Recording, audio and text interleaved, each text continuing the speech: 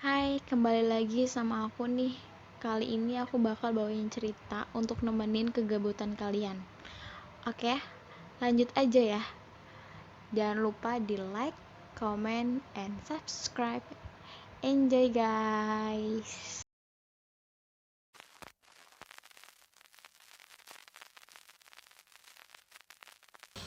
Oke, di video kali ini gue bakal bercerita tentang pengalaman pribadi dari kakak ipar gue. Dimana kakak ipar gue ini pernah mendiami rumah samping dari mbah kakung gue. Jadi sebelum gue bercerita lebih lanjut, gue mau ngingetin ke kalian lebih baik tonton dulu video dari pertama sampai video keempat, habis itu balik lagi ke sini. Soalnya dari video ke-1 sampai ke-4 itu saling berhubungan. Oke? Dan buat teman-teman yang belum subscribe, komen dan like, di-subscribe dulu dong di bawah. Habis itu jangan lupa di-like, terus habis itu di-komen deh.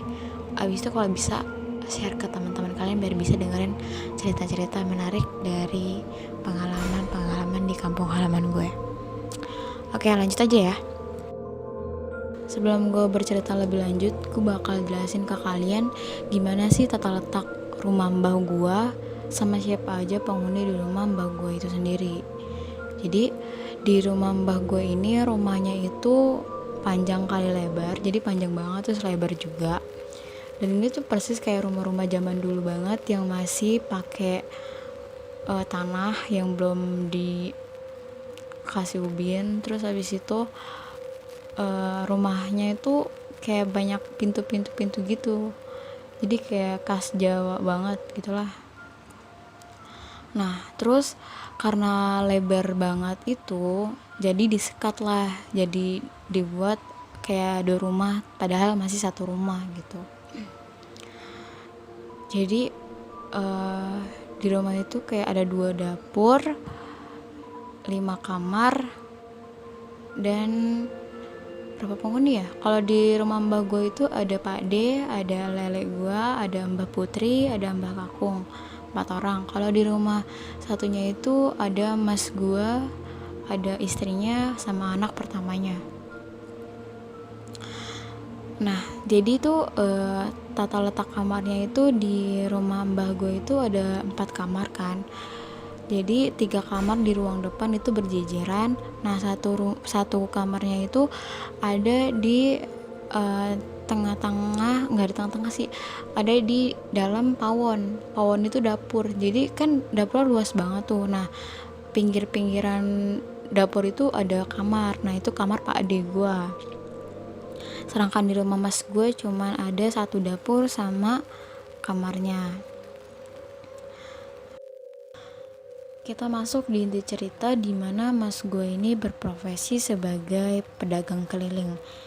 Nah biasanya mas gue ini dagang kayak alat-alat tulis buat sehari-hari, cuman karena lagi butuh biaya untuk persalinan kakak ipar gue pada waktu itu, jadi dia memutuskan untuk menambah dagangannya dengan mendagang udang gitu, berdagang udang. Nah jadi mas gue ini yang jual, kakak ipar gue ini yang nyuci udangnya pas malam-malam. Jadi biar gue gak susah gitu nyebutnya, gue manggil kakak ipar gue ini mbak aja ya. Nah abis kayak gitu, pada malam itu mbak gue seperti biasa mau nyuci udangnya gitu, udang-udang yang besok bakal dijualin. Nah mbak gue itu nyuci udang tuh sekitar jam 12 sampai jam 2 pagi gitu. Pokoknya di jam-jam waktu itulah mbak gue nyuci. Di waktu anak sama suaminya tidur, mbak gue nyuci ke kamar mandi. Nah kamar mandi sama pawon yang berisi kamar Pak D gue itu cuman samping-sampingan aja gitu, kayak paling disekatin sama seng gitu, jadi kayak nggak terlalu jauh banget ya, emang nggak jauh sih, deket banget malah. Jadi mbak gue itu lagi butuh sesuatu di dapur, jadi dia ke dapur dulu nih. Nah pas di dapur dia dengar ada suara motor masuk halaman.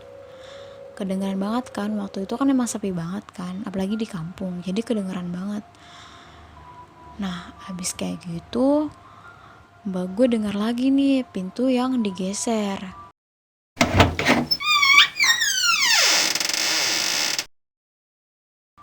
Ya mungkin mbak gue mikirnya itu Pak D ya kan, tapi dia bingung kenapa nggak nginep aja gitu kan, lagian juga udah malam banget, kenapa harus pulang. Nah Pak D gue itu pamitnya tadinya itu lagi pergi ke pekarangan, dimana di pekarangan itu lagi bangun rumah buat rumah bapak gue gitu, ntar nanti ditinggalin sama keluarga emas gue ini. Nah dikirain mbak gue itu Pade nginep di sono, soalnya kan nggak pulang-pulang, jadi ya udah gitu kan. Nah ternyata Pak Ade gue pulang. Nah terus Pak Ade gue jalan tuh,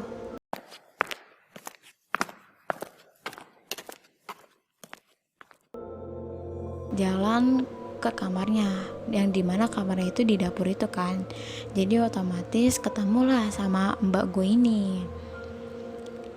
Nah si Pak Ade ini diem aja tuh. Terus ditanyain kan sama mbak gue ini pakai bahasa Jawa, tapi kurang lebihnya tuh dia ngomong kayak gini, kok pulang deh, nggak nginep di pekarangan aja gitu, tumben banget pulangnya malam-malam gini gitu.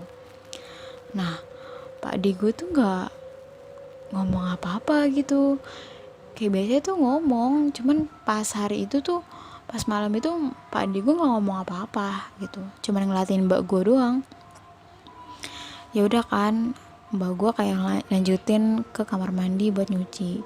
Nah mbak gue tuh masih ngeliat Pak D tuh masih di situ, masih duduk di pawon, duduk di dapur gitu kayak sambil ngeteh. Cuman bedanya kan pada malam itu Pak D gue tuh cuman diem aja gitu, duduk diem gitu. Ya udah kan, karena mbak gue udah selesai nyucinya, mbak gue segera ke kamar. Nah ke kamar abis itu udah kan tidur biasa. Nah kagetnya pagi-pagi dia kan kayak udah nyapu halaman atau masak buat anak sama suaminya gitu, nyiapin teh. Nah bunyi deh suara motor lagi, suara motor. Nah dilihat, nah ternyata padi gue tuh. Lah mbak gue kan heran ya, terus ditanya, loh deh dari mana pagi-pagi gitu. Terus habis itu Pak Ade gue jawab, dari pekarangan, tadi Pak Ade nginap di pekarangan gitu. Lah mbak gue kan kayak pikir, lah masa nginep deh gitu, nah tadi malam bukannya Pak Ade pulang gitu. Lah enggak yoyo, orang Pak Ade di rumah bapakmu jagain rumah sambil ngeteh-ngeteh sama yang lain gitu. Oh gitu deh, kirain tadi pulang, soalnya tadi malam aku lihat Pak Ade pulang naik motor juga, terus ke pawon gitu, ke dapur. Tapi pagi-pagi malah ngeliat Pak Ade baru pulang, jadi bingung sendiri gitu. Ora yoyo, orang semalam Pak Ade tidur di rumah bapakmu kok gitu. Jadi dari situ mbak gue kayak, lah terus siapa yang tadi malam diajak ngobrol? Mungkin mbak gue lagi digangguin, lagi apes kali ya, gak tahu deh. Oke, segitu dulu cerita gue. Emang singkat banget ya, tapi ya gimana, itu realnya kayak gitu, gak dilebih-lebihin, gak dikurang-kurangin. Oke, terima kasih buat udah dengerin dan udah nonton. Jangan lupa di like, comment, and subscribe. Terus jangan lupa juga di share ke teman-teman kalian, biar teman-teman kalian juga tahu nih cerita-cerita tentang di Jawa Tengah. Oke, jangan lupa stay tune, karena ada cerita-cerita baru yang bakal gue ceritain nantinya. Oke, thank you.